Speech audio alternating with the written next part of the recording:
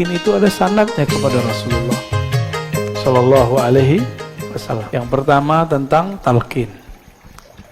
Gak usah lah gitu-gitu amat. Nah, itu karena dia belum tahu rahasia talqin. Ya. Kalau kita mau tanya masalah zikir, jangan dengerin komentar orang awam atau ustadz yang awam dalam zikir. Ustadz ini kan juga ada spesialisasinya. Ada yang spesial sholawat, ada maulidan mulu, ya, talqin gak pernah. Ada yang cuma bid'ahin talqin mulu sama sholawat, itu ada juga. Yang ngerti talqin orang bersanad, karena talqin itu ada sanadnya kepada Rasulullah Sallallahu Alaihi Wasallam. Dalil talqin di Quran ada. Fa'lam annahu la ilaha illallah. Itu dalil talqin. Apa arti talqin? Memberi bimbingan, memberi pengajaran kepada orang mengenai hakikat la ilaha. Talqin ini ada dua, talqin ilmu, talqin zikir. Quran ada namanya metode talqin. Benar. Jadi sebenarnya kita sudah dapat talqin Quran.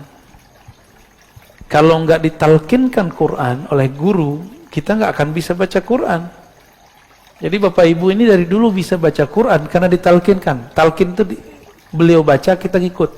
Abatasa, kita ulang. Abatasa, itu talqin baca Quran, talqin ilmu. Ya. Atau nggak usah. Nggak usah belajar ya. Yaudah di rumah aja baca Iqra sendiri di rumah ya. Baca Quran sendiri di rumah. Jadi orang-orang komentar begini, dia nggak ngerti apa yang sedang dia komentari. Saya udah sering menyampaikan ini. Tolong dia ingat-ingat. Wala taqafu ma laysa laka bihi ilm. Surat Al-Isra. Jangan kamu komentar, jangan berpendirian terhadap hal-hal yang kamu tidak mengerti. Ilmu itu pengetahuannya sudah jelas. Ujung pangkalnya, dalilnya apa. Kalau tidak katakan, oh saya nggak mengerti talqin apa. Gitu aja. Ya. Yang kedua, di dalam hadis, ada hadis Muslim, Nabi mengatakan, laqinu mautakum la ilaha illallah. Talqinkan mauta. Apa arti mauta? 3 maknanya. Orang yang akan mati, yang sedang mati, yang sudah mati. Yang ngomong Imam Ibn Rif'ah. Diulang oleh Imam Nawawi, diulang oleh Imam Subki, diulang oleh imam setelah mereka. Ada 3 makna ya. Apa aja? Ini bakal mati nggak? Berarti wajib talqin. Yang kedua, sedang. Yang ketiga, ya, dalam riwayat Imam Ibnu Abi Syaibah, Nabi ditanya, bagaimana untuk orang hidup wahai Rasulullah? Nabi mengatakan, lebih baik, lebih baik. Jadi mending kita dapat talqin masa-masa hidup daripada dapat talqin nanti waktu sakarat. Siapa tahu nggak bisa dengar. Udah pernah lihat orang sakarat belum?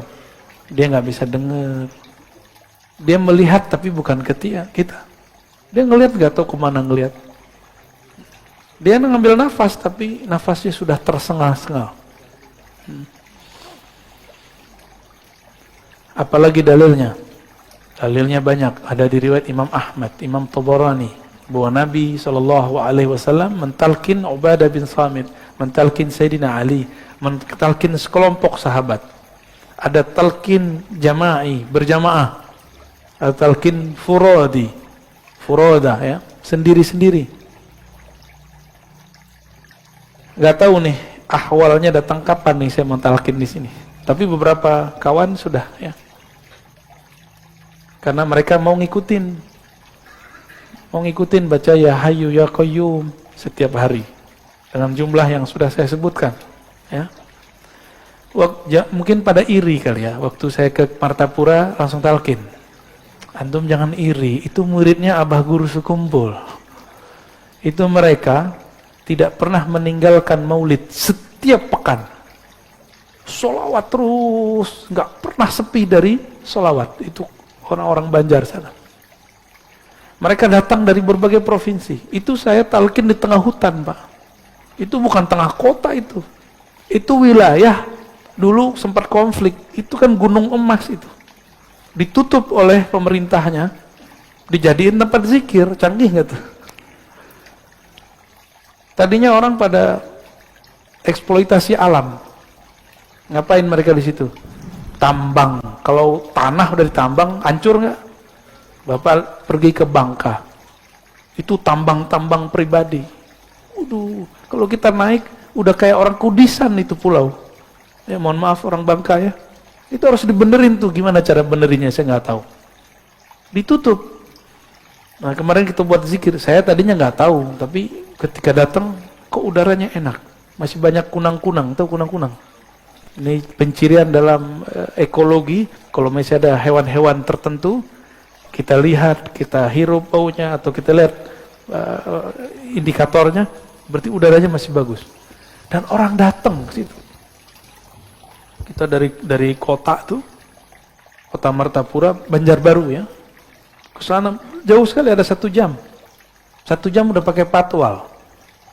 Orang datang dari Sampit, dari Palangkaraya, dari Pontianak, dari Balikpapan, itu datang Pak, dan itu muridnya Abah Guru Sekumpul semua, muhibbin mereka. Abah Guru Sekumpul wafat tahun berapa dulu? 2004 atau 2005? Ya, 2004 ya. Ini mereka santri beliau. Kalau setiap kali ada haul namanya, itu ramainya bukan main, jutaan. Pejabat aja nggak bisa masuk. Jadi mereka sudah muhibbin kepada wali Allah namanya. Abah Guru Sekumpul itu wali Pak. La syak, bila niza'. Ya, nggak ada syak lagi. Karena wali itu penciriannya bukan kesaktian, tapi kenal kepada yang mengangkat dia jadi wali. Siapa yang angkat dia jadi wali? Allah. Kenalnya, ma'rifatnya luar biasa. Kemudian yang ketiga, di sana murid beliau, salah satunya Tuan Guru Wildan namanya, itu sudah mengijazahkan talqin secara ilmu hadis. Lah saya malulah, guru kita sudah mentalkin ijazah, tapi saya kok nggak ngasih talqin. Gitu. Antum doa aja lah ya, yang banyak. Semoga nanti aneh mau talqin di sini ya. Ya, insya Allah sekali sebulan kalau umur kita panjang, kita nanti akan ada masa kita talqin zikir di sini. Ya. Tahu kenapa saya belum talqin juga? Karena masih ada sir yang masih belum terima. Masih ada mikir. Kayak tadi, ya zikir-zikir aja kayak habis sholat gitu. Dia lupa, dia zikir ba'da sholat itu juga ditalkinkan oleh imam. Itu talqin tuh, imam mengatakan astagfirullah, astagfirullah, itu talqin itu Pak. Cuma talqin am, bukan talqin khas. Talqin yang dimaksud talqin khas, walaupun berjamaah. Ini berjamaah nih, tapi tekniknya khusus. Kalau am, imamnya baca sendiri, kita ngikut. Kalau khas, dibimbing kata per kata, lafaz per lafaz. Insya Allah, ya doa aja lah ya. Kalau nggak sempat ya semoga husnul khotimah semua.